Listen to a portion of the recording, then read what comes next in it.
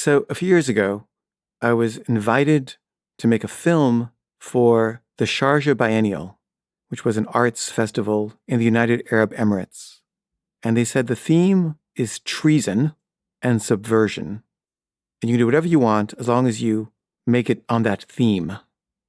And I just spent my first winter in New York, and I remember thinking, like, I am not doing this again. I am getting out of New York next winter. And I looked up Sharjah and the temperature in winter, and it was nice and warm. It was really warm. And I'm like, okay, I want to come to Sharjah and make a film there, and I'll figure out what to do, but I just need to go there. And they said, okay. And they flew me out, and they said, you can make whatever you want. And I didn't really know anything about Sharjah. I really didn't. It wasn't until I got there that I learned that it's a dictatorship, that there's no human rights, that when people say things against the government, they disappear. And basically, it's a dangerous and horrible place to live. And the only reason that they had invited me to make a film about subversion in Sharjah was because they were trying to get the respect of Western art institutions, because they were trying to create all these museums, and they were trying to give the appearance that they were like a liberal democracy kind of place that was open-minded when they weren't at all. So my role was to give them some street cred. And so my idea was just to make a film about whatever happens while we're there, and I was just going to improvise it. And the very first thing that happened was that I was afraid that the chauffeur was kidnapping us because I'm afraid of Islamic terrorists. And I thought, oh, that's an interesting thing to make a film about. And then I was trying to get people to play Islamic terrorists, and everybody was like afraid to do that because they were afraid they would get arrested by the despot who rules Sharjah, the Sheikh of Sharjah. And the main thing about Sharjah is they have all these like Pakistani workers with no rights. And there was these Pakistani kids that I met, and I really liked these kids. And I decided to do a scene where the Sheikh is kidnapped by ransomers because he's really rich. And the Pakistani kids free him. And in exchange for freeing him, he gives them some basic human rights. And the people that I tried to get to act in this reenactment all refused because they were all afraid that they would go to jail if they acted in my movie. So I made this film about the fact that everybody was afraid to be filmed because they were afraid they would get arrested. And they banned the movie. And they said, not only are we banning this, but if you release it or show it anywhere in the world, we will sue you. And if you ever come to Sharjah again, we will arrest you. And so I'm trying to think, like, where could I show this film? Like, who's going to like this? And I thought the Montclair Film Festival would be good because Stephen Colbert was on the board. And I thought he would like it because it's subversive and it's funny and it's about religion. And the programmer was this guy named Thom Powers. And I got an email from Thom Powers saying that the film was irresponsible, unethical, and dangerous. And you should remove it from any distribution whatsoever. And I was like, okay, well, thank you for your opinion, but I'm not going to do that.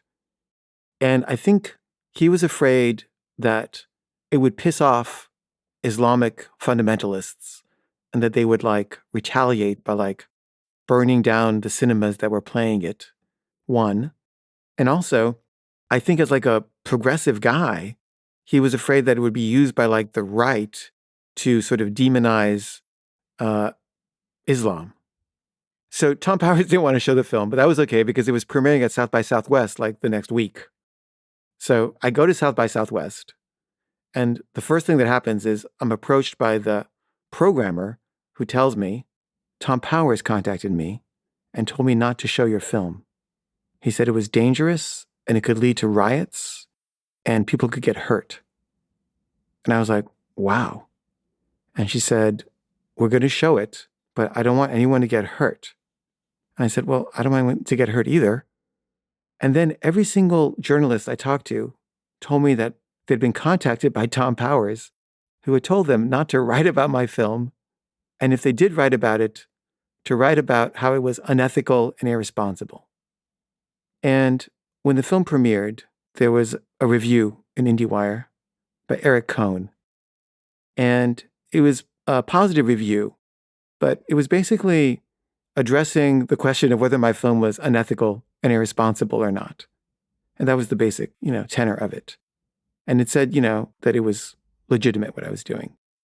But I was mad because I felt like Thom Powers had contacted this guy, which, I was told by Eric Cohn that he had done. And that had sort of set the tone for the review. And the review became about this thing rather than about my film. So I told Eric that I wanted to respond to the article. And he said, okay. So I wrote something responding to it and talking about what Thom Powers had done. And they said they would publish it on Monday, and then they didn't. And then they said Tuesday, and then they didn't. And then they said Wednesday, and then they didn't. And then they finally just said, you know what, we're not going to publish it because that's just your opinion. And I was like, mad. And so then I went to Film Comment, and I talked to the head of Film Comment, and he said that they would publish something about it. But everyone that they approached that had told me that they'd been contacted by Thom Powers didn't want to be on the record as having told me that because they were all afraid of Thom Powers. So I made a film called I Was Blacklisted by Thom Powers, and I just put it on the internet. And I basically just explained what had happened. And Thom Powers was really mad about this. And a few months later, I'm at a film screening, and Thom Powers is the moderator. And afterwards, I walk up to him and I say, hey, Thom. And he just doesn't really answer, he just looks at me with contempt. And I say, do you want to talk? Should we talk? And he says, I have nothing to say to you unless you remove that from the internet. And the part of me that is like codependent was tempted to say, okay, I'll remove it, just don't be mad at me. But the part of me that isn't codependent and is honest just said, I don't really feel like doing that. And then he said, well, then we have nothing to say to each other. And then he turned away from me. And my friend Melody, who was there, said to me, what an asshole. And I was like, yeah, I think so too. And then I saw him again because he's, a moderator at screenings all the time. And whenever I see him, I always go up to him and I say, I really, really liked what you said while you're moderating. And every time he's a little taken aback, he's a little cold, but a little less cold than the time before. And I'm still hoping that one day we can make peace.